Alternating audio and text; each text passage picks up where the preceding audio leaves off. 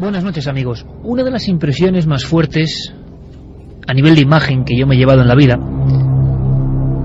tuvo lugar hace ahora unos 13 años en un paraje boscoso de Cataluña. Andaba yo buscando las pistas de una pareja de individuos que en su locura, en su delirio, en su propio misterio, habían puesto fin a sus días arrojándose a la vía de un tren, convencidos de que iban a viajar a otro mundo.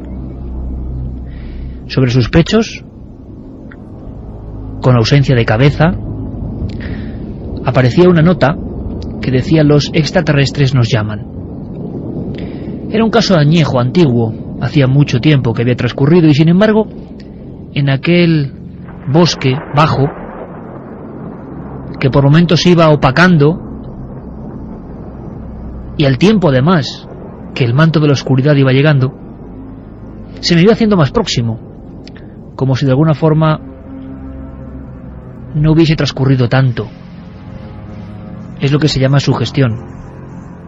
¿Alguna vez os habéis perdido en el bosque? ¿Os habéis desorientado en un bosque?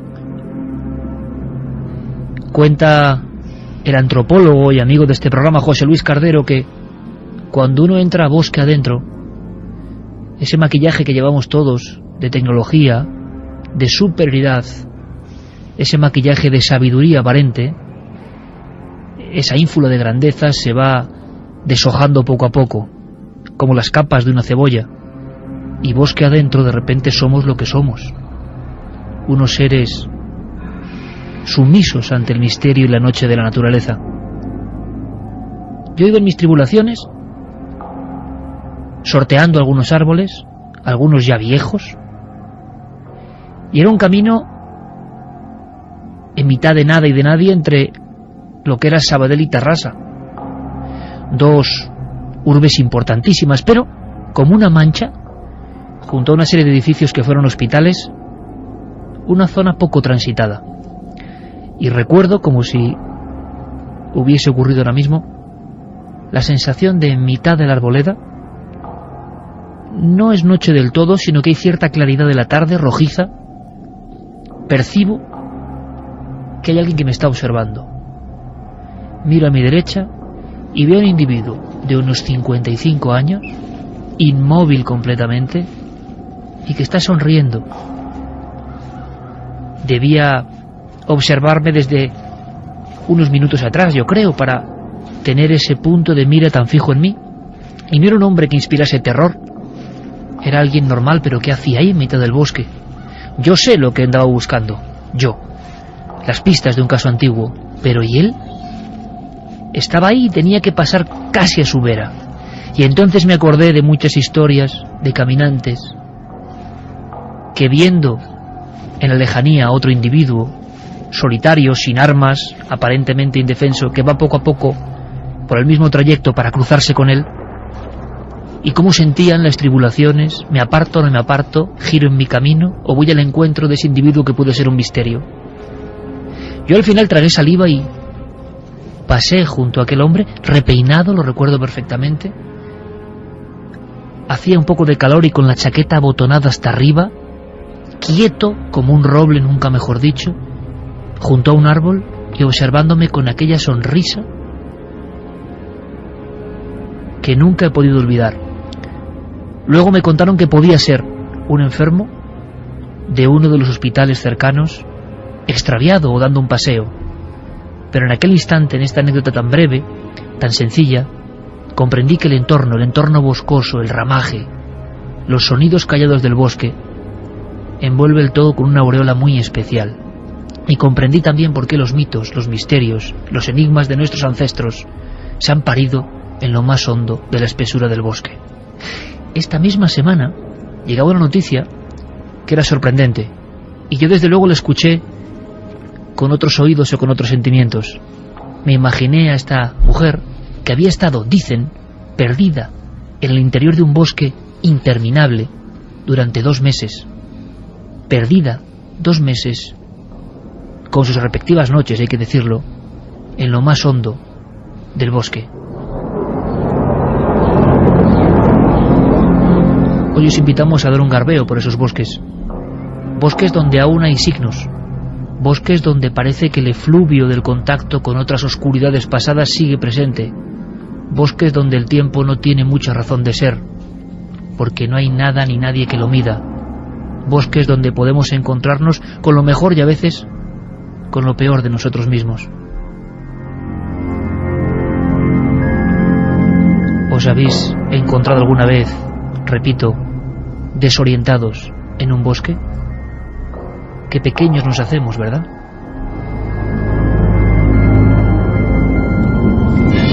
Carmen, buenas noches. Buenas madrugadas, Iker. Esa era la noticia que sirve de percha de actualidad de este programa y de este dossier y de este paseo por el otro lado de la radio y del misterio.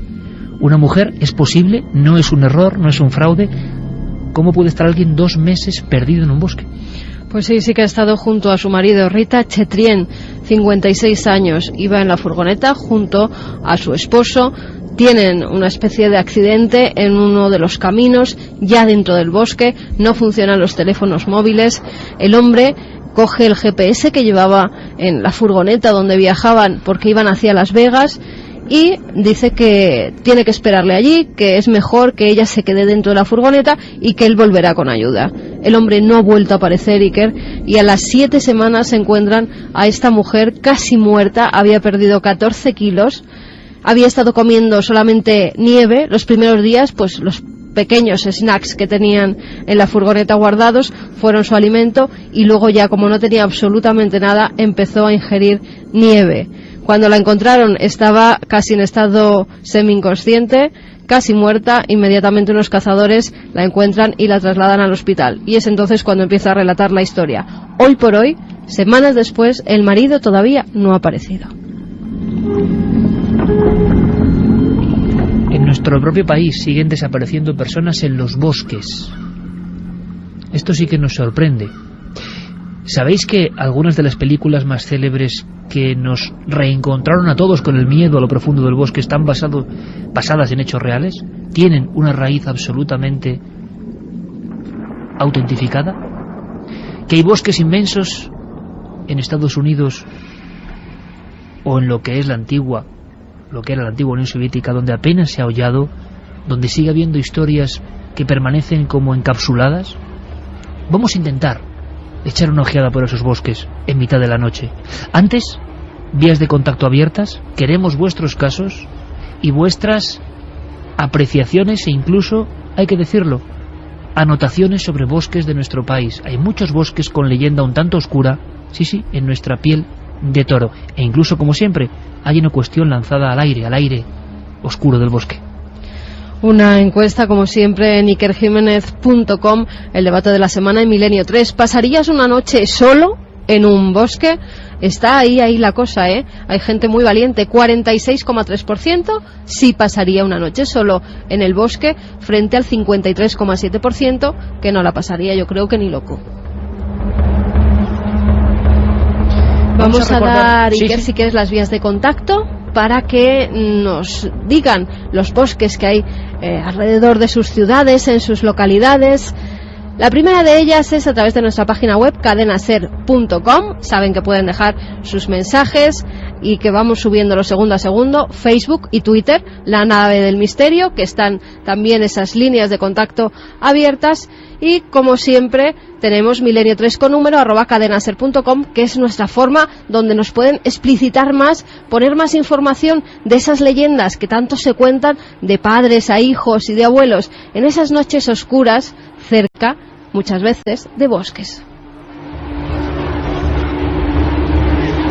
Bosques animados como en Galicia, bosques del lobo, bosques que laten todavía. Luis Álvarez, compañero, buenas noches. Buenas noches. Eres sin duda el reportero de nuestro equipo que más tiempo ha pasado, estoy seguro, en la soledad del bosque. Y yo no olvido unas imágenes, así a bote pronto, lo que trasladaban la fuerza de la imagen, pero que seguro que podemos también enviar a través de las ondas de radio. Pocas veces me ha estremecido tanto la sensación de estar contemplando, a pesar de que había sustancia vegetal, un bosque muerto. Pero parecía un bosque muerto no por un incendio, no por cuestiones humanas, o incluso por catástrofes ecológicas. Parecía un bosque muerto por el uso que se le había dado. Un bosque como dañado por la oscuridad, por lo luminoso, por la invocación. Un lugar que tú retrataste con la cámara y que no sé cómo vivías en ese instante, porque desde luego era de lo más tenebroso que yo he conocido. Pues hemos visitado muchos bosques con el programa, pero también sin el programa, ¿no? Me siento muy cercano al bosque, me encanta ir de acampada además con el perro, con Suiza, y es una experiencia que recomiendo a todo el mundo. Evidentemente a lo mejor la gente siente miedo, pero no es malo enfrentarse a ese miedo, meterse en la profundidad del bosque de noche, dormir en una tienda de campaña y adecuarse a esos ruidos que se escuchan y que nos enfrentan a la parte más ancestral, porque se activa lo más profundo de nuestra psique, todas las defensas saltan, ¿no? Y hablabas del bosque en concreto de Foyers, que es un pueblo que está a orillas del lago Ness, y que, bueno, fue un rodaje muy extraño, además. Fue hace unos 4 años, recuerdo, estábamos en Escocia para rodar el reportaje del monstruo del lago Ness, y resultó que coincidió que nos encontramos con la casa, recordaréis, de ese mago negro, Aleister Crowley, que había comprado ese músico tan importante y tan influyente en la historia de la música, el líder de Led Zeppelin, Jimmy Page, donde habían sucedido de todo. Había habido, bueno, pues se supone dentro de la casa todo tipo de ritos, etcétera. Entonces, llamados toda aquella generación de los años 70 por esta figura tan importante del rock, bueno, pues mucha gente se acercaba allí, nos comentaban en el pueblo de Foyers que era insoportable, recordaban en los 70 cómo había un aluvión de gente muy extraña, decían, y que se metían en las profundidades del bosque de pino caledonio, un bosque denso, un bosque maravilloso por otra parte, con una capa de musgo muy espesa, con una vegetación impresionante porque allí está lloviendo muy a menudo, ¿no? Y yo recuerdo que nos perdimos en el bosque, de hecho, buscando una perspectiva de la casa sin hacer ningún tipo de acto ilegal, temiendo que las leyes serían muy restrictivas en Escocia si nos colábamos en la casa de antigua mansión del mago negro de Aleister Crowley. Dimos un rodeo por detrás con nuestro guía y nuestro guía nos perdió. Y yo recuerdo que ni con brújula éramos capaces de encontrar la casa, la parte de atrás, pero tampoco de encontrar la senda que nos había llevado hasta esa parte tan profunda de un bosque de pino caledonio súper denso, en la que había muchos peligros además. Y recuerdo además nubes de unos bichos que se llaman allí michis, no sé cómo se traduce aquí al castellano, pero también los tenemos en primavera, que pican, son una especie de mosquitos muy pequeños que picaban insistentemente. José Alberto Gómez, que era nuestro entonces ayudante de cámara, ahora operador de cámara, tuvo que tomar algún medicamento, echarse alguna pomada porque le pusieron la cara tremenda, ¿no? Y bueno, es curioso cómo cuando nos encontramos, por fin, atravesamos una especie como de zona oscura, como si hubiera caído una mancha de aceite inmensa en una zona del bosque en la que no entraba un solo rayo de luz, y descubrimos botellas antiguas, restos de fiestas, artículos de prensa, periódicos antiguos, y ahí empecé a darme cuenta de que hay ciertos lugares en el bosque donde, aunque no tengamos muy claro qué, pasan cosas, y se han hecho fiestas que recuperan algunos aspectos paganos que parece que habían desaparecido, que están en los procesos inquisitoriales y que parece que están muy lejanos, ¿verdad? Pero qué va, después de aquel viaje he perseguido insistentemente una y otra vez estos espacios, estos lugares del bosque donde todavía la gente se sigue reuniendo haciendo Dios sabe qué cosa, ¿no? Y Luis, con un sí o un no, porque me interesa y andaremos en ello. En España también, incluyendo España, ese paganismo y también dividiéndolo, no asegurando que sea lo mismo ni mucho menos, pero esos encuentros con lo luminoso, con lo oscuro, con lo inmaterial, esas invocaciones, ¿crees que se están reactivando ahora? Que por ejemplo esta misma noche en algunos bosques, fuera de folclorismos y de diversiones, ¿se están efectuando estos ritos? Mira, estoy convencido porque sí que lo hemos podido constatar y de hecho vivir.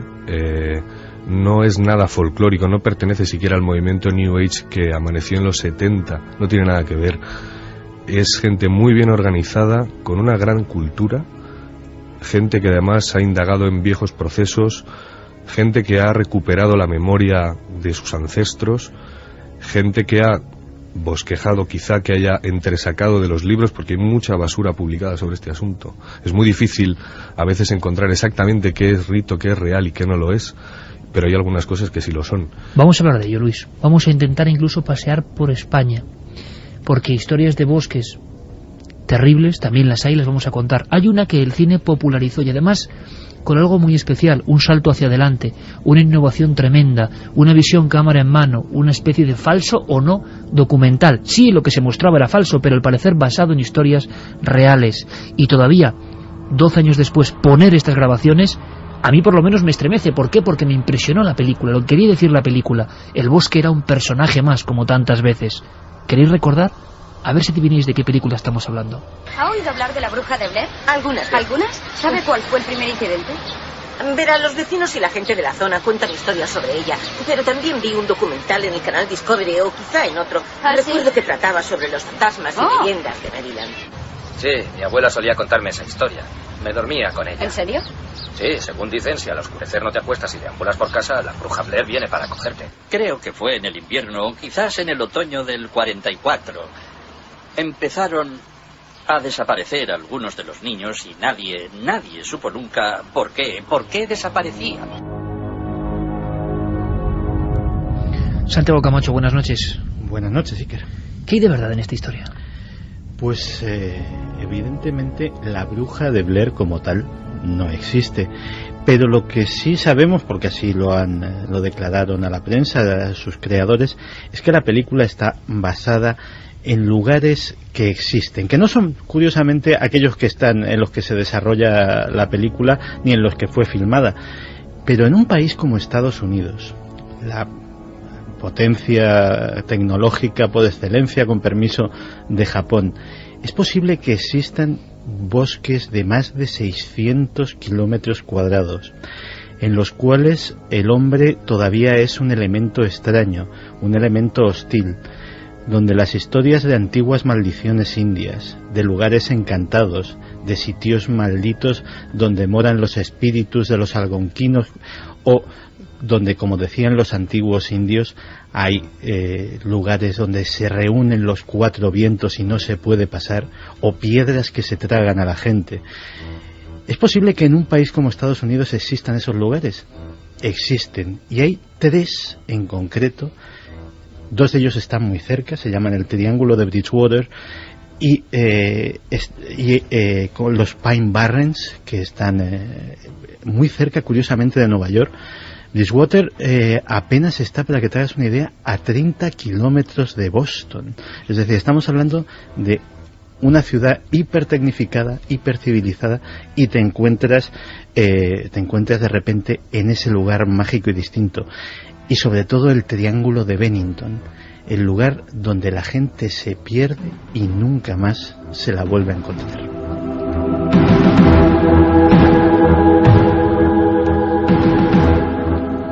Vamos a viajar esta misma noche también, en este programa especial, a los bosques nórdicos, bosques de Rusia y bosques de Suecia y Noruega, donde ocurrieron cosas atroces y se utilizó el bosque como escenario, como defensa, como cúpula protectora e incluso como deidad con vida, como decía Álvaro Cunqueiro o Valle Inclán de Galicia, ¿no? El bosque como un personaje que requiere a veces su cuota de participación, aunque sean titulares, para luego ahondar con una corresponsal que estuvo allí y lo vivió, porque es algo de lo más crudo que hemos contado. Yo creo que en España no se publicó más por lo horrendo de la historia. Aquí tenemos 2 páginas de ABC con unos dibujos que me gustaría por lo menos que los dibujos los describieras, Carmen. Te voy a describir los dibujos y te voy a leer el titular, que decía: el príncipe de las tinieblas bebe ahora la sangre de los niños suecos.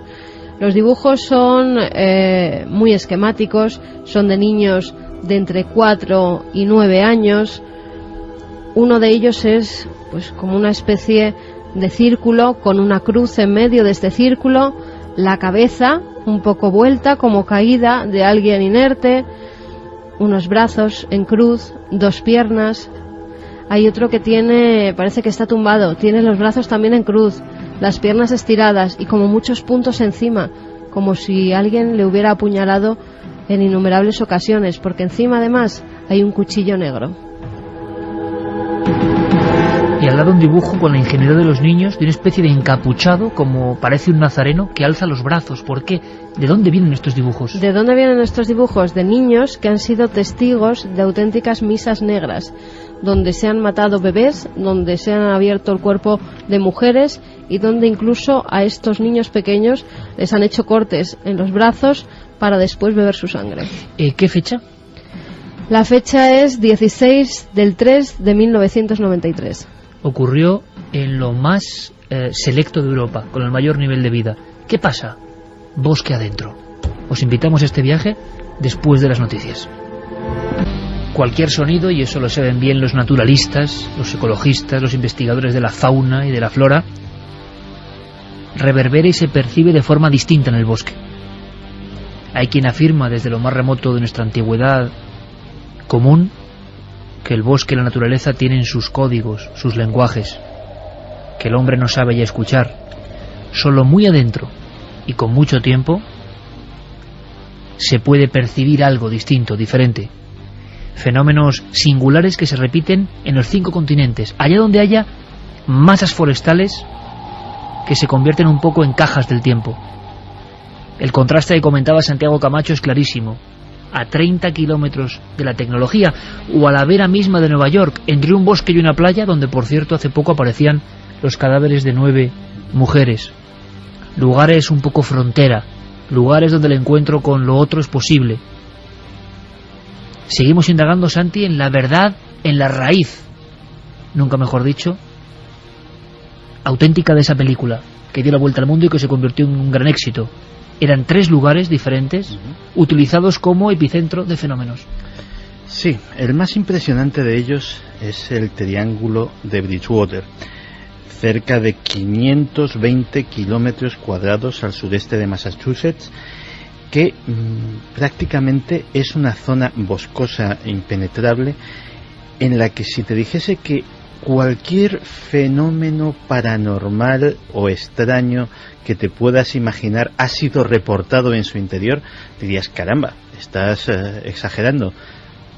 Criptozoología, ovnis, rituales satánicos, fantasmas, prácticamente todo.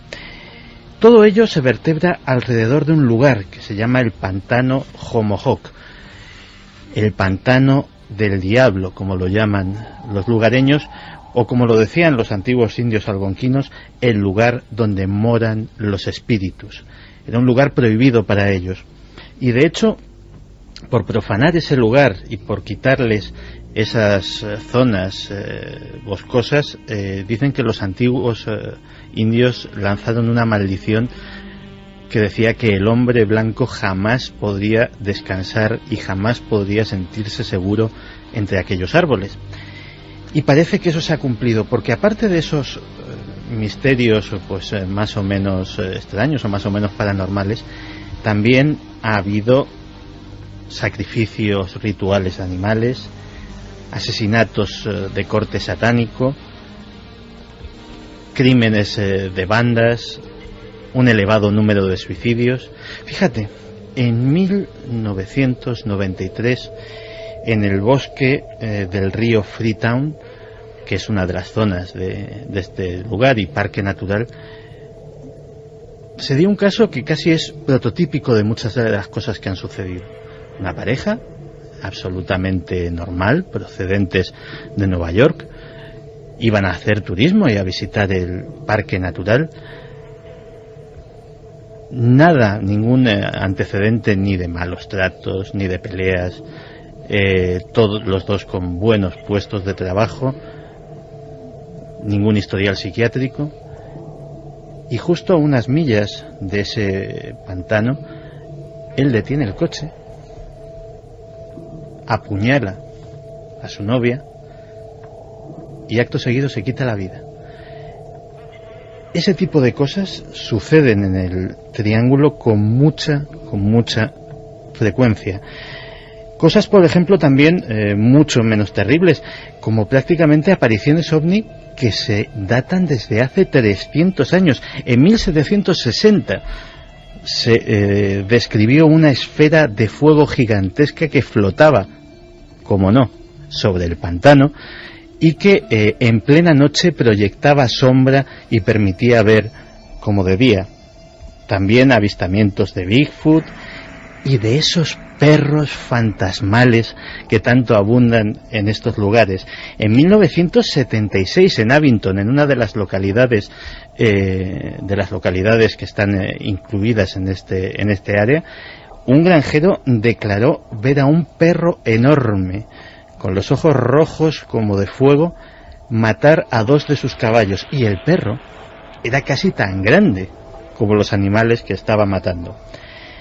Luces misteriosas, asesinatos, lugares en los que también se han visto, por ejemplo, los helicópteros negros. Ese fenómeno, en este caso humano, que forma parte de las teorías de conspiración, esos helicópteros sin marca que parece estar flotando siempre sobre los lugares donde ocurren cosas extrañas. La carretera que cruza ese lugar es la Ruta 44 y, cómo no, también tiene su autoestopista fantasma. Además, podemos ver pues todo tipo de restos arqueológicos, incluso una roca en la cual, sin que nadie haya podido explicarlo, hay inscripciones fenicias, vikingas, portuguesas y inglesas. Parece, desde luego, una especie de parque temático del misterio. Pero ese es, siendo el lugar, digámoslo así, que más fenomenología extraña tiene, no es el lugar que más inspiró a los creadores de La Bruja de Blair.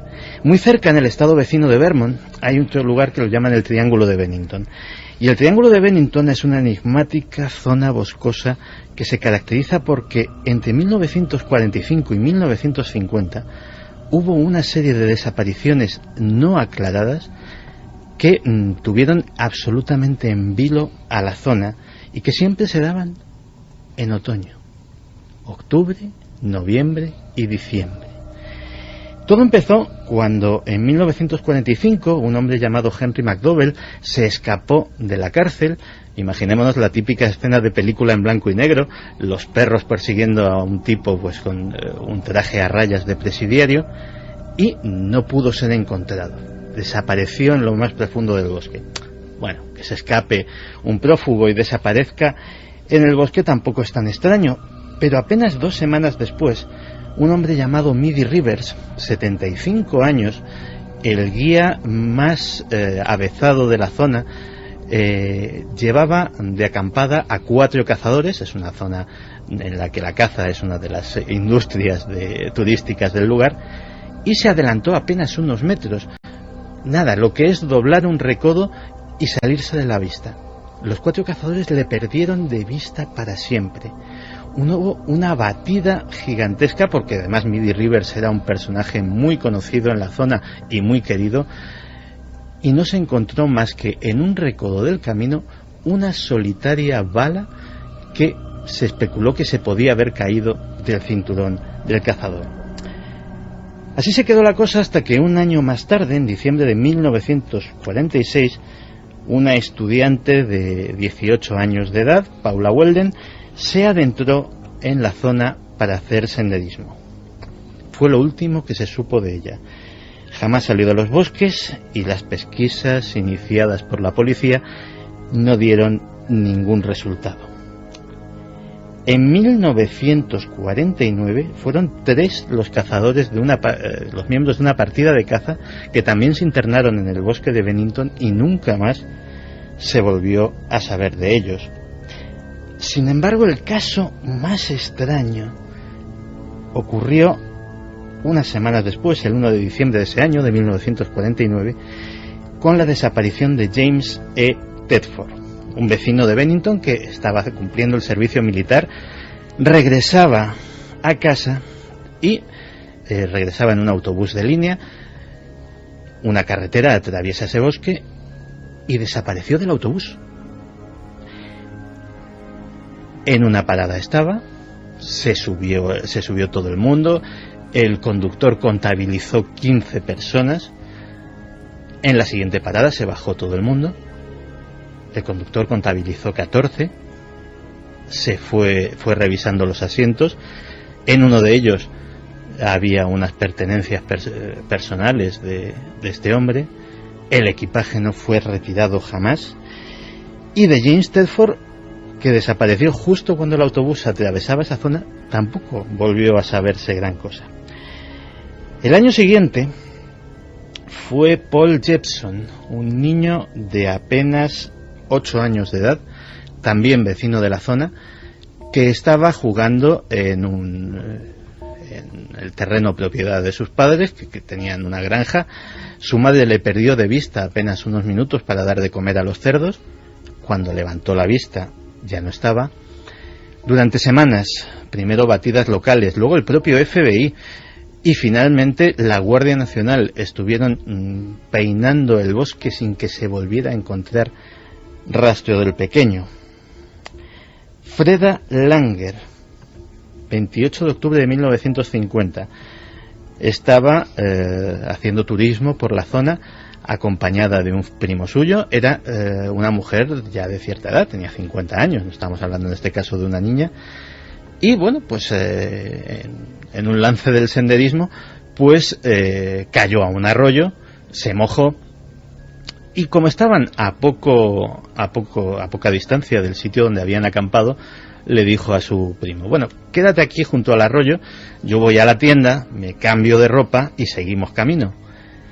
Pasó un buen rato, ya el tal primo decidió regresar al campamento, y en este caso sí que se volvió a saber de Freda Langer. Hubo, como en los casos anteriores, batidas en las que se peinó casi cada árbol del bosque, pero un año después apareció el cadáver. Lo curioso es que apareció en un sitio que ya había sido recorrido en repetidas ocasiones por las partidas de búsqueda, casi en un sitio evidente. El cadáver estaba en tal avanzado estado de descomposición que fue absolutamente imposible determinar las causas de la muerte. En la película de La Bruja de Blair se hablaba de signos, se utilizaban incluso trozos de ramas para componer una especie de ideogramas que se quedaron también en el inconsciente colectivo. En muchos de los bosques de Europa, incluso en las naciones más ricas, vamos ascendiendo ahora por Europa, vamos al corazón, por ejemplo, a Suiza, a Alemania, hemos encontrado signos hoy, como diría el profesor del Brío, signos esotéricos, extraños, indescifrables, o se pueden descifrar. Esos signos que jalonan algunos bosques por algo, delimitan espacios rito por algo, siguen visibles. Nuestro compañero Luis los ha visto. Sí, y en los bosques centroeuropeos, que son súper interesantes, en la zona alpina, por ejemplo, también en España, los hemos encontrado más de una vez, y son signos marcados sobre todo en los árboles. Mira, yo recuerdo en el rodaje que hicimos en Suiza, que fue también un rodaje muy especial en Suiza, que trajimos varios reportajes. Recuerdo que estábamos en Burg, un pueblecito muy cerca de Interlaken, y nos dieron el chivatazo un antropólogo que había allí, Pierre Hani, de que había él me pasó el teléfono de una mujer que me decía: esta mujer es muy especial, dile que vas de mi parte, ella te va a atender. El bosque de Burg me habían advertido que era un lugar donde se paseaba la tropa de Odín. De hecho fue el reportaje que hicimos, la tropa de Odín, los viejos guerreros de Wotan, buscando las almas de los ancestros, ¿no? Buscando las almas de los muertos, como si fuera una especie de procesión de ancestros no cristianizada, y que aquí en España tiene su reflejo en la Santa Compañía, mito, el mismo, cristianizado. Pues bien, recuerdo que llamé por teléfono a ese número que me dieron y me senté a tomar un café con una mujer de unos 45 o 50 años, con una mirada muy especial. Y después de estarle convenciendo durante casi 1 hora y media de cuáles eran nuestras intenciones, recuerdo que me dijo una frase, me dijo: mira, lo que te voy a contar y donde te voy a llevar, no deberías de decirlo y no deberías de revelar cierta información, y deberías de tratarlo con mucho cuidado, porque por esto hace 4 siglos nos quemaban. Me lo dijo así, tal cual. Bueno, entonces yo le dije: trataremos con todo el respeto, que nuestro programa tiene, ¿no?, sobre las personas y sobre la información, y así fue. Nos condujo al bosque de Burg, no podría volver al lugar donde nos llevó. Eso es una cosa curiosa, porque nos perdió en el bosque directamente. Entramos en un bosque de hayas. ¿Exprofeso? ¿Le hizo un giro? ¿O no, es que es imposible? Es imposible. Que es una cosa que se repite, por lo que estoy viendo, Luis, en estos bosques, ¿no? Sí, es imposible. La orientación no se va completamente. El urbanita se pierde. Sí, es imposible no perderse. De hecho, muchas veces ellos, incluso yo creo que también, si se meten en hasta cierta espesura, es difícil reencontrar la senda. ¿Por qué? Porque es como en las cuevas. Tú miras hacia adelante, pero no miras hacia atrás. Pierdes toda referencia espacial. Pues bien, subimos una loma y empezamos a ver una especie como de piedras muy antiguas que estaban como escondidas entre el musgo, entre las hojas, en una especie de círculo que era, no sé si natural o que habían talado hacía mucho, mucho tiempo, pero que seguía así, en círculo, un círculo que formaban los árboles, lo que dirían un lucus, ¿no? El lugar de reunión. Pues estas piedras formaban un círculo, eran piedras muy antiguas, y ella se descalzó y empezó a dar vueltas dentro del círculo en el sentido de las agujas del reloj. Y me dijo, introdúcete también. Además me dijo, descálzate, ¿no? Yo me introduje y recuerdo que me decía, ¿no lo sientes? ¿No lo sientes? Y yo, pues, hombre, no soy demasiado escéptico con ciertas cosas, con las energías, toda esta cuestión de energías sí que la verdad soy un poco escéptico, pero sí que es cierto que se notaba algo, no sé si quizá por la sugestión, pero se notaba algo muy especial. Y recuerdo a esta mujer canturreando con los ojos cerrados, con el viento enredándole en el pelo, como embebida en algo muy extraño, pero a la vez muy especial, que seguro que a la Iglesia no le hace mucha gracia porque son los antiguos ritos paganos. Ella se reunía, seguramente no, ella se reunía en este bosque con algunos miembros de la comunidad, coincidiendo con algunas lunas, porque hemos perdido el calendario lunar. No sabemos cuáles son las lunas. ¿Se puede describir la sensación dentro de ese círculo talado, ese lucus? Es como una especie de sensación electrizante. Es decir, tuve esa misma sensación en otro bosque en Galicia, pisando sobre petroglifos también descalzo, en zonas que también me llevaron porque no sabría volver, en la zona de Bayona, zona increíble por cierto, y bueno, pues podéis imaginar, había restos de haber habido, no hogueras, pero sí pequeñas luminarias encendidas para no revelar la posición desde lejos, ¿no? Aunque considero que no sería fácil encontrar, ver desde otro punto de aquel bosque, muy cerquita de Interlaken, digo, no sería muy fácil de descubrir a esta gente haciendo eso, y en caso de que les descubrieran no creo que pasara absolutamente nada, porque probablemente entenderían muy bien qué es lo que estaban haciendo.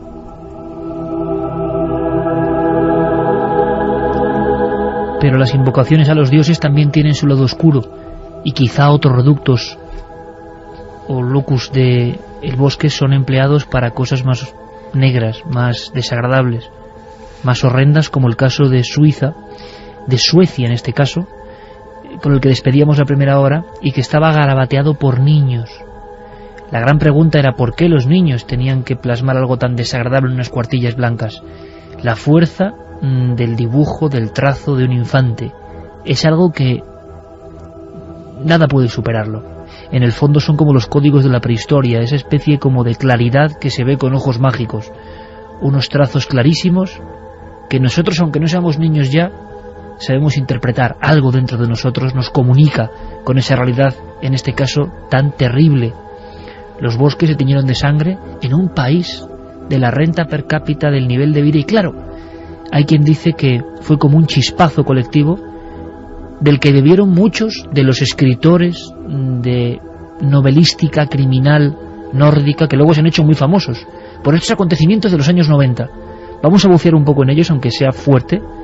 Allí estuvo una compañera que vino muy impresionada, que creo que no querría volver a estos lugares, y que estuvo viéndolo todo con sus propios ojos. Sí, esto fue un escándalo muy grande que además se intentó tapar en toda la zona de Suecia, Noruega, Dinamarca, Finlandia. Al parecer se raptaban niños, eran niños pues que eran llevados allí, algunos de ellos eran hijos de inmigrantes que habían dejado al cuidado de otras personas, en fin, desaparecían niños de muy poca edad, y la policía no se dio cuenta hasta que casi 50 niños no se sabía de su paradero, creían que habían vuelto a sus países, y no era así. Cuando los familiares empezaron a reclamarlos, se dieron cuenta de que no sabían dónde estaban y que podían haber sido utilizados en rituales satánicos.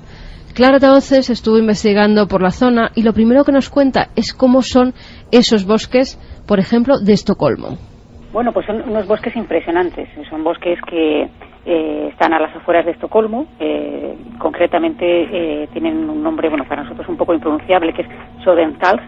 Pero bueno, lo cierto es que estos bosques en invierno son crudísimos, son temperaturas muy bajas, donde hay grandes capas de hielo de hasta 30 centímetros, nieve, o sea, son bastante inaccesibles. Entonces es una zona muy extensa, muy vasta, y entonces claro, hay la posibilidad de esconder cuerpos o enterrar, pues claro, es una de las cosas que se barajó en su momento, incluso se estuvo buscando allí en esa zona, ¿no? Se estuvieron buscando los cuerpos de algunos de esos bebés y también de adultos, Iker, porque al parecer, según las declaraciones de los niños, que luego te contaré cómo logran sobrevivir a esas misas rituales, pues también a los adultos pues hacían todo tipo de rituales sangrientos, de matanzas con ellos, que además son terribles, tal y como cuentan estos pequeños, que incluso son grabados en vídeo para que no haya manipulación ninguna por parte de los adultos que le están haciendo la entrevista. Clara, cuando llega a esta zona, se entera de estos casos y empieza a investigar. Y es entonces cuando da con esa desaparición de los niños en los campos de refugiados. Esto es lo que la cuentan. A principios de la década de los 90 empezaron a desaparecer niños de los campos de refugiados. En esa zona hay muchísimos refugiados, muchísimos inmigrantes. Hay como un 43% de la población de esa zona que son inmigrantes, o sea que es un nivel muy alto. Y bueno, pues empezaron a desaparecer niños, y hablamos de más de medio centenar de niños, de unas edades bastante cortas, de entre 4 y 15 años. Lo que pasa es que fueron desapareciendo de manera paulatina, y las autoridades no se dieron cuenta hasta que habían pasado prácticamente 2 años.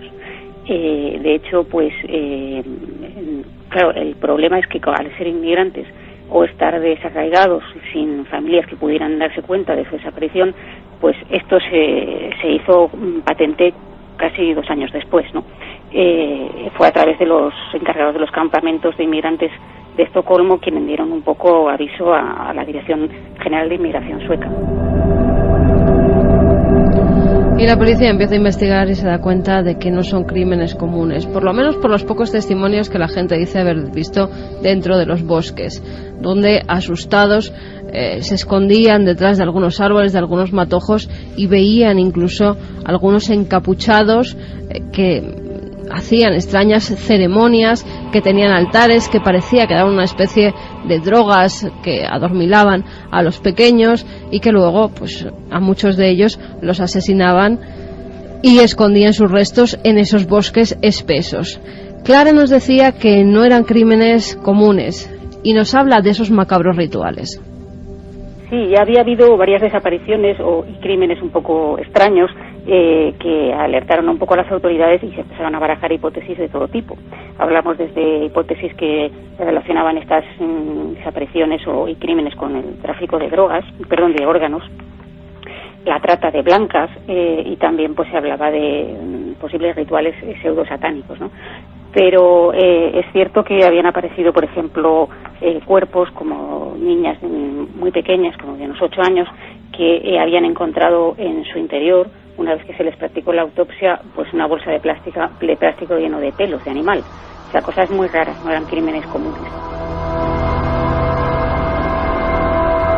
Eran crímenes rituales. ¿Y cómo sale todo esto a la luz? Pues a través del testimonio de niños. Niños que la mayoría de sus padres estaban divorciados.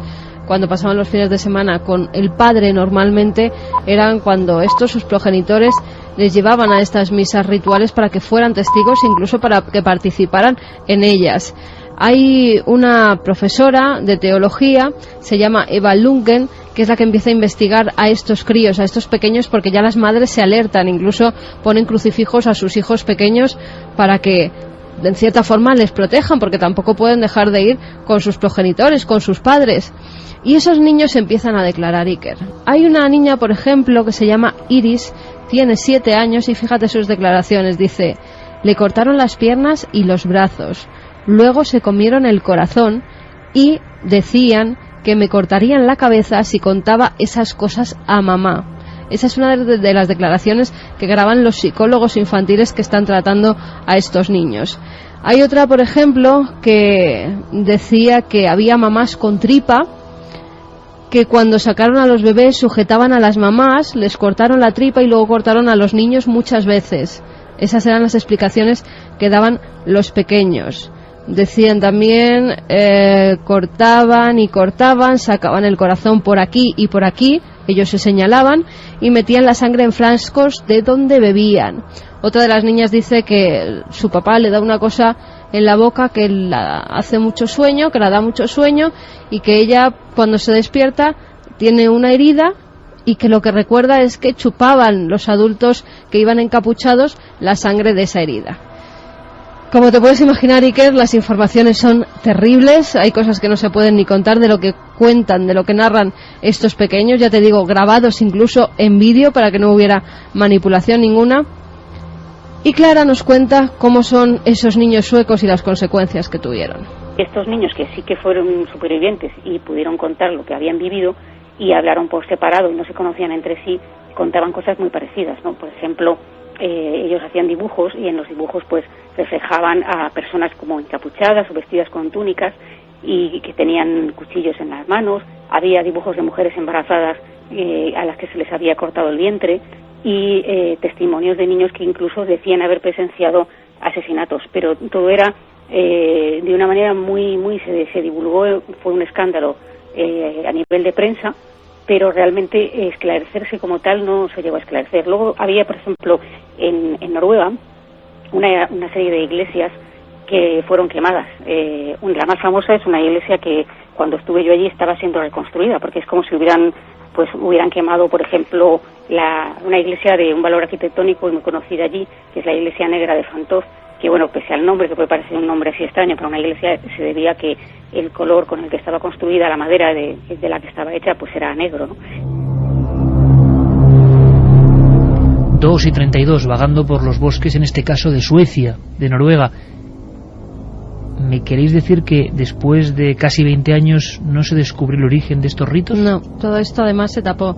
Incluso Clara en la entrevista nos decía que ella ha intentado seguir la historia, ha intentado seguir investigando y hay una capa, una losa encima de toda esta información que no deja sacar a la luz ninguno de estos rituales. Incluso la prensa sueca llegó a publicar que todo había sido una invención de estos niños. Recordemos, niños de entre 4, 8, 9 años que por separado fueron entrevistados, que no se conocían entre ellos, o sea, que no habían tenido ninguna manipulación de ningún tipo. Iker, si vemos los dibujos, cualquier psicólogo, psiquiatra infantil verá que no son dibujos para niños que tienen que estar pensando en perritos, en casitas, en parques y en jueguecitos con sus amigos, sino en hacer verdaderos rituales como están dibujando en estos folios. Lo realmente curioso es que en estos casos de bosques absolutamente, en este caso los podríamos llamar de malditos, estas cosas pasan con relativa frecuencia. Fíjate que antes te contaba la historia del Triángulo de Bridgewater.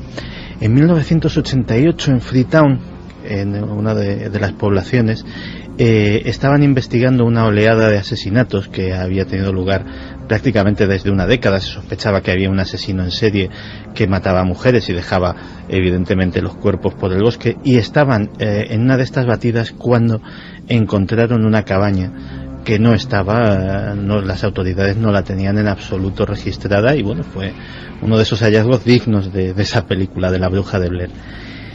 Lo que encontraron en la cabaña les heló la sangre, no por lo que había, sino por lo que significaba.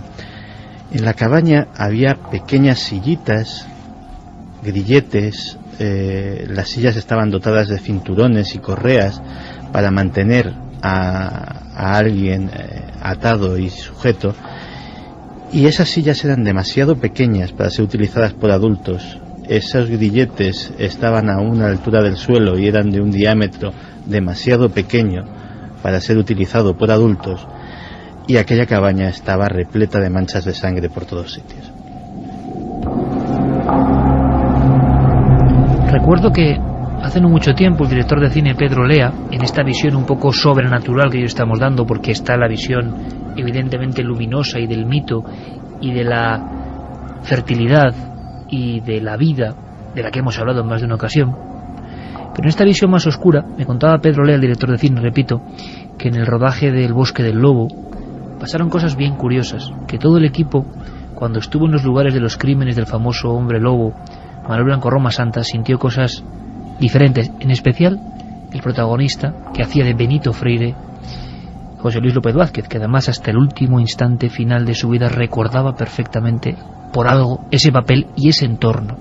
Me ha sorprendido esta noche, porque yo no conocía el dato, saber que Luis Álvarez, que también hizo un reportaje siguiendo una serie de mitos sobre el mito y sobre la verdad de Roma Santa, saber, digo, que en esos lugares concretos donde pasaron cosas con la luna llena, parece que recordaba algo, la esencia que no se iba, que había un bucle, o que por lo menos era un sitio que no se va de tu memoria, y eso que ha pasado ya mucho tiempo desde ese reportaje, Luis.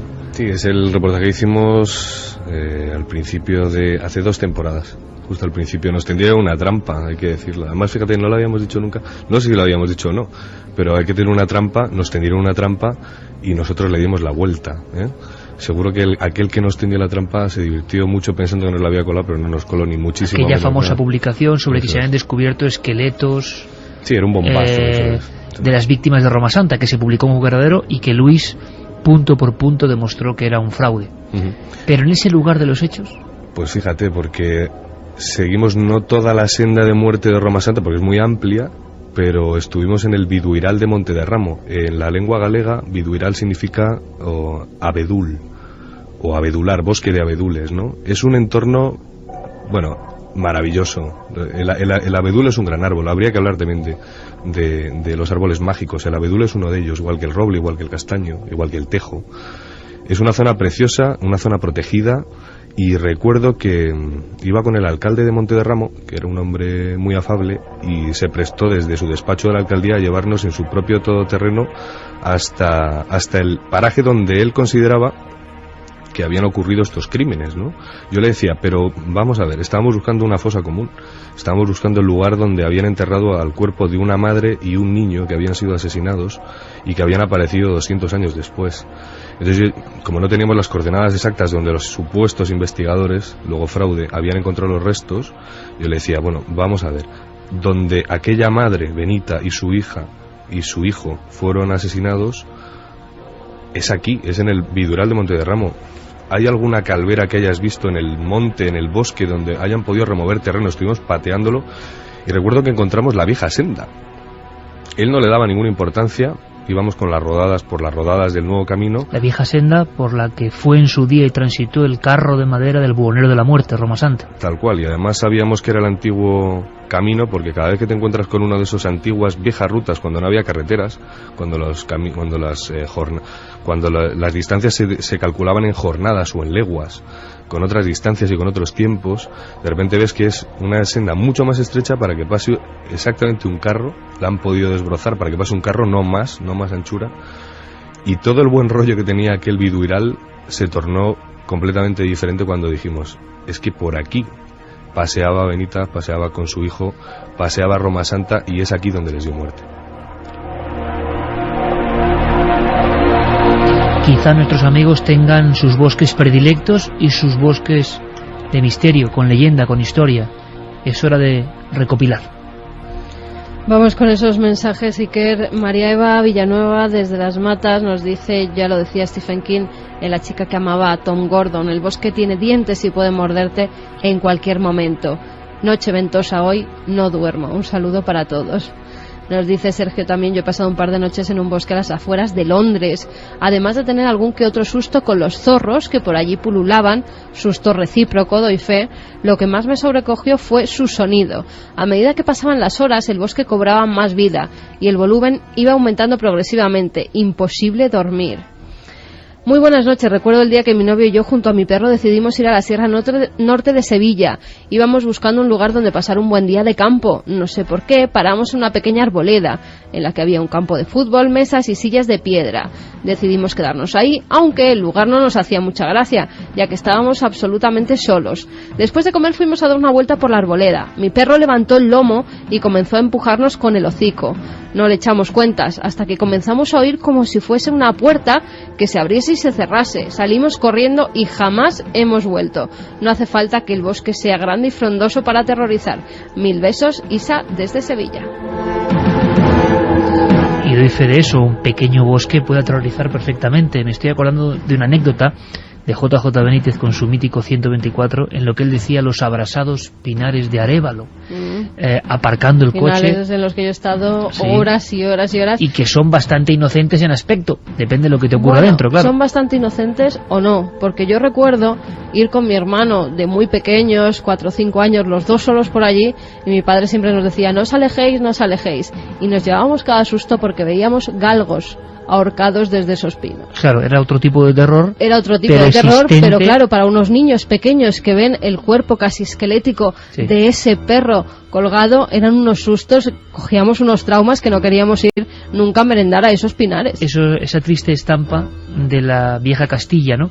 Allí le ocurrió a Benítez una experiencia que podéis leer en su libro TV Operación OVNI, uno de los míticos y más desconocidos, una especie de ensueño, ¿no? Dentro del vehículo, con el sol, en Arévalo. Pero me estoy acordando de este mensaje, ahora seguimos con muchos más mensajes, queremos trazar una especie de mapa paralelo, y luego viene el túnel del tiempo, además con auténtica arqueología, esta noche con auténtica y entrañable arqueología de la radio y el misterio. Pero me acuerdo de la visión, con los ojos casi acerados por la luz, de Suiza, en la pastola alemana de Luis, en un bosque tampoco muy frondoso, en el río Órbigo, y cómo detectaba prácticamente algo, y cómo fue otra de las noches en las que se volvió a cumplir el mito de animal que nos protege, que es increíble cómo lo hacen, y en el bosque más. Uno se siente muy feliz cuando está en el bosque con un perro. A lo mejor, bueno, he hecho acampadas de noche, pero con gente, ¿no? Nunca solo, de verdad. Solo del todo nunca he estado dentro. He estado, digamos, entrando, andando, caminando, etcétera, en viejas sendas en el pueblo 1000 veces, ahí en Montemayor del Río, entre los grandes castañares o los robledales en los que estuvieron mis antepasados, porque al final no es más que eso, y que cuando tú ves el roble de 300, 200 años, o el gran castaño que hay en la carretera de 200 años, dices, seguramente, seguro no, con toda seguridad, mi abuelo, mi bisabuelo y mi tatarabuelo se sentaron aquí. Y cuando estás con un perro dentro del bosque, te sientes mucho más seguro. Y ellos notan perfectamente, y se vio en la grabación del río Órbigo, con aquella algazara que empezaba a sonar al otro lado del bosque, y cómo se ponía tu perra. Pues sí, lo único era un bosque sin entidad, porque era una chopera. Hay bosques sin entidad y hay bosques con mucha entidad. Cuando el árbol es autóctono hay entidad, ¿bien? Cuando es una chopera que se va a talar en unos años no lo tiene. En este caso era una especie de chopera, alameda, algún platanero por ahí suelto también. Y estábamos acampados a la ribera del río, efectivamente. De repente hubo un sonido amplificado. No me ha sucedido esto nunca, ojo, o sea, recuerdo que además fue una cosa curiosa, porque los chicos se fueron a dormir en otra tienda de campaña justo a mi lado, y yo les llamé pero nadie respondió, con lo cual estaban ya dormidos, se habían pasado apenas 5 minutos. Yo dije, vaya sueño que tiene esta gente, ¿no? Que bien duermen. Y el caso es que yo bueno, cerré el saco de dormir, Suiza se puso a los pies, como de costumbre, y empecé a notar como una algarabía que se iba amplificando cada vez más, y tuve la absoluta certeza de que si perdía el control, fíjate, si el miedo entraba en mis entrañas, iban a empezar a golpear la tienda con las manos, el mismo fenómeno que le sucedió a aquella familia de Vitoria, que lo pasó fatal durante una noche hacía 10 años de cuando yo fui, ¿no?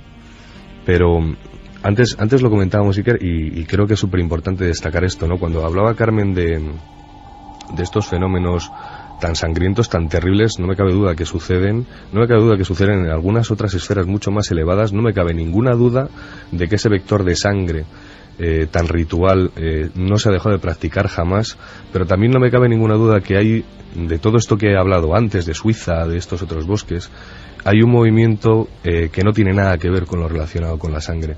Más bien todo lo contrario, es un intento de trascendencia del ser humano por encontrarse consigo mismo, y es algo muy bello, algo que quizá no encuentre en una iglesia, algo que quizá no consiguió la iglesia poner de rodillas en países donde la contrarreforma golpeó con muchísima fuerza, y donde también la Inquisición golpeó con mucha fuerza, ¿no? Es la doble cara de los espacios naturales, el bosque, y nuestros amigos siguen dándonos datos. Félix te pide que le repitas el libro de JJ Benítez donde cuenta esa anécdota. Pues un mítico y casi inencontrable. Televisión Española, Operación OVNI. Por cierto, que siendo abuelo cebolleta, hace 18 años, 1993, Yo iba en un viejo coche a recoger a Luis Álvarez, lo que es la vida, 18 años, a la Sierra de Béjar.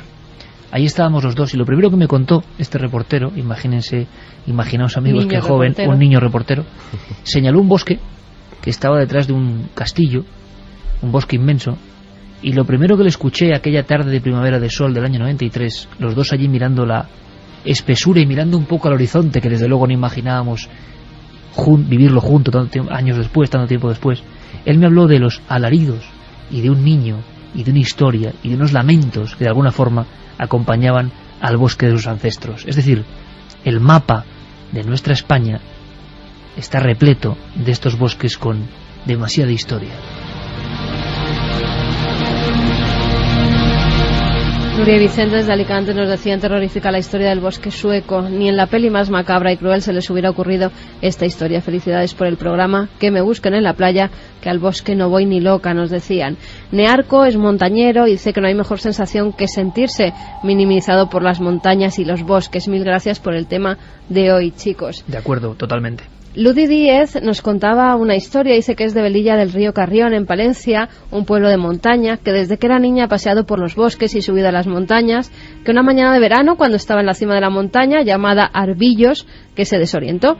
Estaba con sus primos, con sus hermanos, se perdió entre la maleza, dice que ella estaba venga a chillar para que la encontraran y que nadie de su familia parecía oírla. Que vio un enorme lagarto verde fosforescente, que se asustó y se marchó de allí y por fin localizó una salida. Después de un rato encontré a la gente y me preguntaron que dónde había estado todo ese tiempo. Les dije que les había llamado, pero ellos contestaron que no escucharon nada y se asustaron al ver mis piernas y brazos llenos de arañazos causados por las escobas, por esos grandes matojos. Todavía hoy me pregunto cómo me pude perder allí. A la pregunta de hoy, de ninguna manera me quedaría a dormir una noche sola en el bosque. José Ignacio Maneiro dice: uno de los bosques que me impactaron fue el bosque naranja de Chernóbil. ¿Ese bosque existe todavía? Pues existe la ubicación, pero ya no existen los árboles. Fueron sistemáticamente talados, enterrados en silos de hormigón como material altamente radioactivo. Supongo que quedarán muestras guardadas en algún lugar de Ucrania o de Rusia. Pero ya pasas por la carretera, el guía te lo dice, allí estaba, y bueno, lo único que vimos en aquel lugar, que sí que fue curioso, es un antiguo búnker de la Segunda Guerra Mundial, que en aquel momento estaba tapado por el bosque y que al ser talado pues ha quedado al descubierto, y es pues una curiosidad más de la zona de exclusión. Hablando de la antigua Unión Soviética, le hemos pedido a nuestro compañero de la agencia EFE, que estuvo muchos años trabajando en Rusia, Juan Antonio Sanz, que nos haga un mapeo de dos bosques muy particulares, repletos absolutamente de enigmas y misterios, algunos que superan a cualquier ficción, bueno, digno de la vieja ficción soviética. Partamos hacia ellos porque la información es absolutamente increíble. Allí donde la aldea es abandonada y el negro bosque que la rodea acaba engulléndola, ahí surgen las leyendas. Desde los bosques de Karelia en occidente hasta los del Amur, volcándose ya al océano Pacífico, desde los bosques árticos de la península de Kola a la taiga siberiana, muchas grandes áreas boscosas de Rusia aún hoy día no han sido holladas por el hombre. Una de esas grandes superficies de bosque se encuentra en Yakutia, en el este de Siberia. Es una zona tan inexplorada como muchas áreas del Amazonas. Con más de 100.000 kilómetros cuadrados deshabitados, los mitos crecen como hongos en esta inmensa región. Así, en esa zona de Siberia Oriental es donde se han producido extraños hallazgos. Por ejemplo, creo recordar en la cuenca del río Olvidaj, se han encontrado estructuras de un metal desconocido, semiesféricas, las llaman allí calderas, y son conocidas también por los pocos habitantes de la región, que normalmente son nómadas, como olgís. Son unas construcciones que están semi-hundidas, y lo que cuenta es que son hostiles a todo animal o persona, se asocian con terribles enfermedades. Una de las zonas donde se han encontrado estas construcciones, estas calderas del diablo, es el llamado Valle de la Muerte. En el idioma local es el Uilú Cherkechej. Y a las 3:10 estoy convencido de que queréis adentraros un poco más en el Valle de la Muerte. Una expedición de 1936 dio cuenta de esos vestigios. Los escasos testigos que han visitado ese bosque maldito han hablado de un silencio ominoso, sin ecos ni apenas gorjeos de aves en los calveros del bosque, donde en pleno día la luz se difumina y los lagos en medio de la foresta no albergan ni un solo pez. En el Valle de la Muerte, sin embargo, la vegetación sí es desmesurada, con hierba 2 veces más alta que un hombre. Las nubes de mosquito que hay en el lugar hacen más difícil todavía el intento de exploración. Pero en 1971, un cazador nómada, Evenki, de la tribu Evenki, encontró una enorme madriguera socavada en el terreno y en su interior vio lo que describió como los cuerpos de seres esqueléticos negros, embutidos en lo que llamó trajes de hierro y con un solo ojo. Los ufólogos rusos han hablado de restos de ovnis y atribuyen ese origen a estas calderas de hierro. Sin embargo, el explorador Ivan McKerle buscó hace unos años esas calderas y sí encontró una extraña estructura circular, aunque no metálica, en torno a un estanque, y bajo la superficie de este había una cubierta que sí podría haber sido metálica, una cubierta muy extraña. La naturaleza real no pudo comprobar de qué era, puesto que había mucho agua y lodo.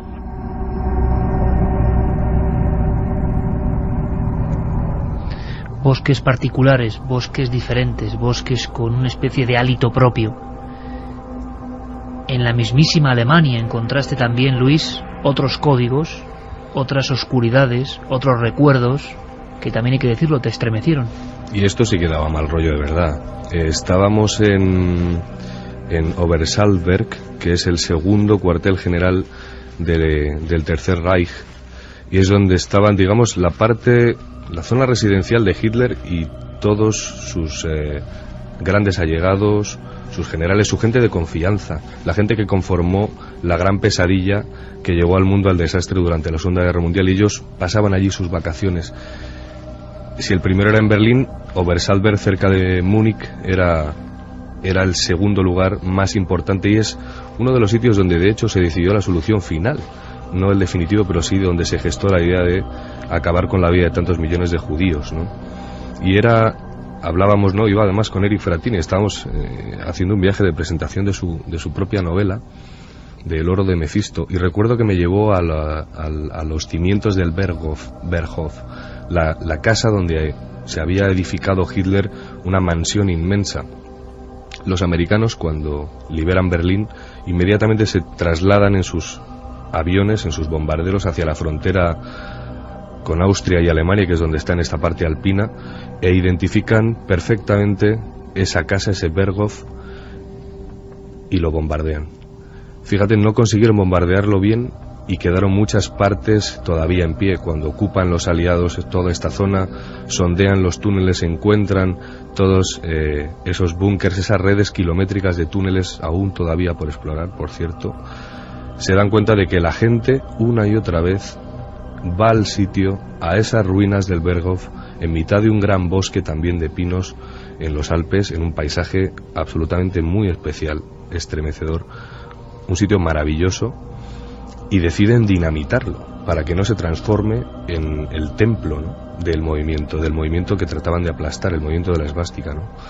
Bueno, pues resulta que todavía unas cuantas décadas después, de repente estábamos dando vueltas. Ya digo, yo estoy muy obsesionado con buscar esos lugares de reunión en el bosque. Y fíjate, fue curioso. Veo en las cortezas de los árboles que hay clavos y una especie como de símbolos, runas, iconos, ¿no?, grabados en las cortezas de los árboles, pero muy antiguas, por esa llaga que generan en los árboles cuando alguien o bien graba un corazón con una flecha y 2 nombres de 2 enamorados. Una pátina del tiempo sobre ellos.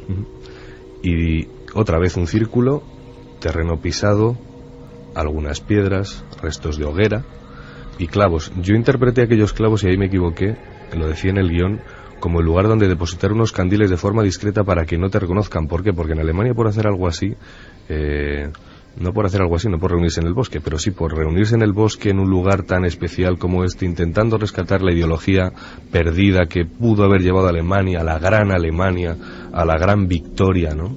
Y sin embargo le llevó a una catarsis colectiva que acabó con, bueno, pues todos sabemos cómo. Pues resulta que nos equivocamos, porque Cardero dijo, no, los clavos no son para colgar candiles, a pesar de que estaban distribuidos en círculo.